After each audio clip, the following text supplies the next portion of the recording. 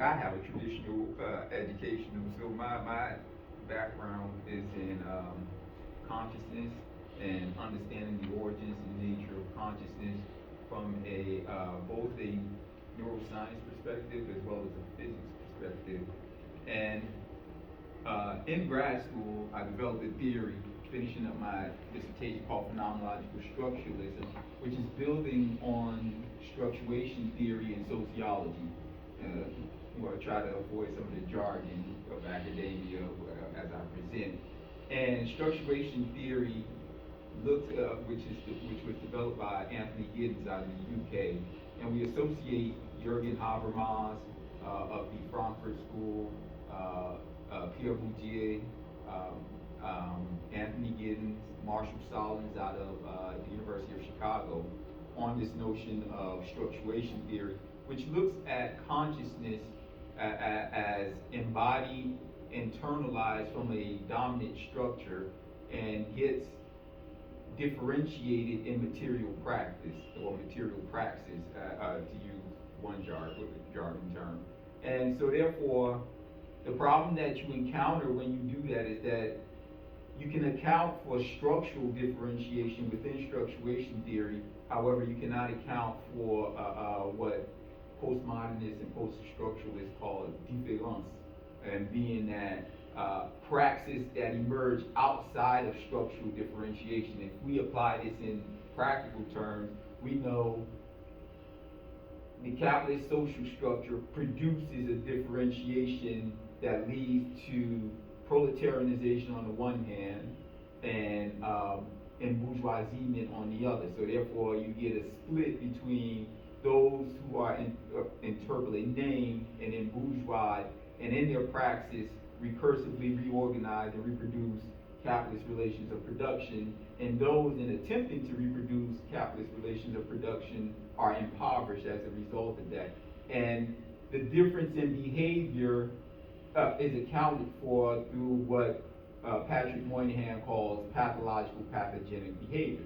So if you apply those concepts to the black situation in America or in the diaspora or in Africa under colonialism, black familial practices, social practices, and economic practices and cultural practices, the differentiation between that and middle class whites are a result of black pathology. That's what Patrick Moynihan argues.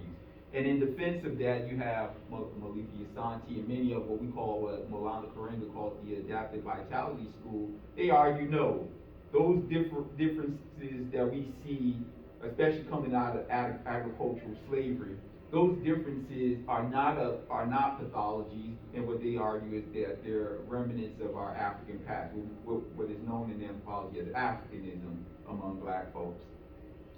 Now, in grad school, for me, there was a need to revisit these two positions, the pathological pathogenic position on the one hand and the adaptive vitality position on the other. Because for me, both positions are reactionary. They're reactions or responses to black social relations to the mode of production. Because the dominant social structure that we as black folks encountered or had to recursively organize and reproduce our lives was capitalist relations of production. However, in order for me to do that, I rejected during my time, the dominant theory that dominated the academy was postmodernism and post-structuralism. I reject that. I think that's pseudoscience.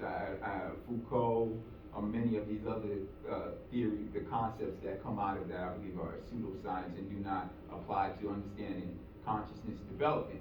So what I attempted to do was go back to the very beginning, reject the European René Descartes notion of the distinction between mind and matter as the origins of consciousness. Is consciousness mind or is consciousness matter?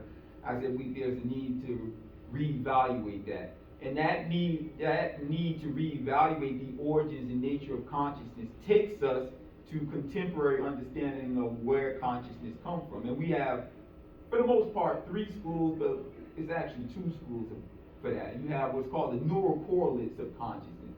Consciousness is only a result of the mechanical brain, which parallels what Descartes is saying. It is matter that produces consciousness.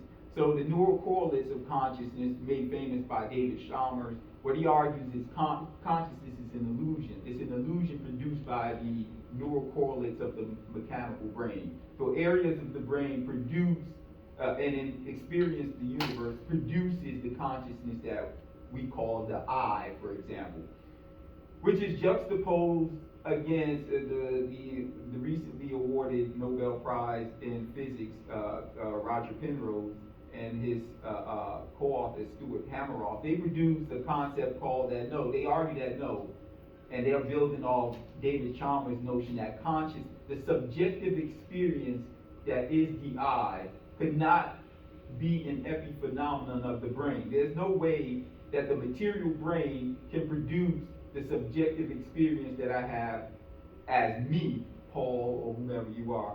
So these two scholars argue that consciousness exists outside of the brain.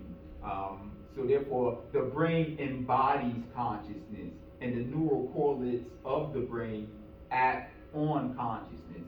But that begs the question, if consciousness exists outside of the brain, where does it come from? And in order to resolve those two contradictions, Hameroff and Penrose point to the fact that consciousness is embodied what's called the microtubules of the neurons of the brain, which have been refuted recently. But anyway, to resolve that, because there's what we call a quantum decoherence problem. If consciousness exists outside of the brain, how is it that quantum processes in the material world can act on consciousness to give us that the uniform experience of the I? We call that the quantum decoherence problem, because if it occurs in the microtubule of the brain, the problem becomes quantum processes take place at sub-zero levels, and therefore it can't occur. So we call that the quantum decoherence problem.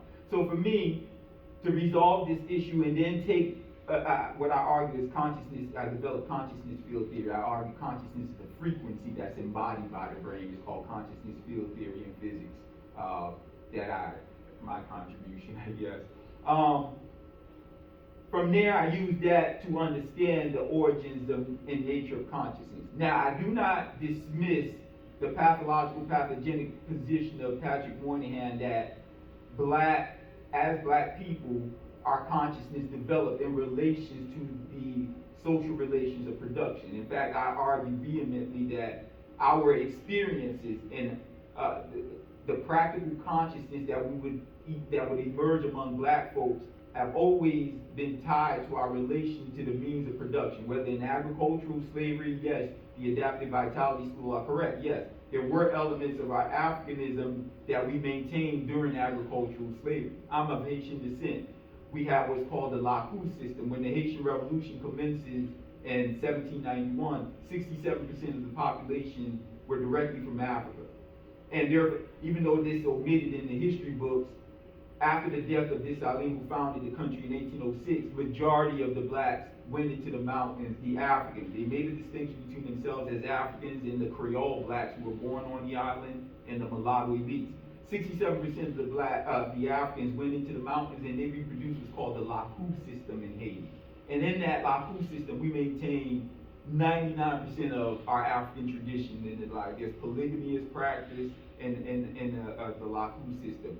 So I maintain the adaptive vitality position that, yes, during agricultural slavery, during our social relations of production, blacks did maintain some Africanism in America.